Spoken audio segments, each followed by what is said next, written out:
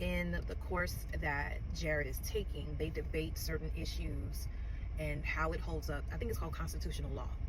And they were talking about a black man who was fired by a black principal because he was teaching a book written by a black man during Black History Month. And the reason why he was fired is because it wasn't in the curriculum, and two white people spoke up against it. And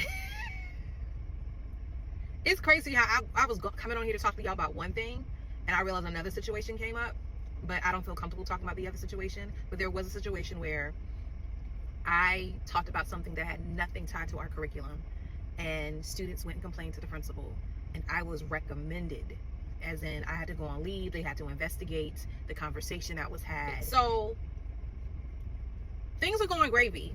Things are going good. And then I finally decided that my honors kids I had, which ironically the honors kids I was teaching were in this magnet program. And again, I had a lot more white students because of that. The rest of my classes, you can count on your hand the number of white kids that were in there. That was the total opposite with these honors classes and these magnet classes.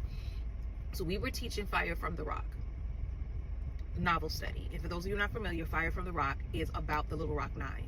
And I was pulled into the office, the principal's office, and I was asked, are you reading an Assalamu Alaikum book? I'll admit, we were reading November's Blues, which honestly is not a middle school book. These were 7th graders I was reading this to.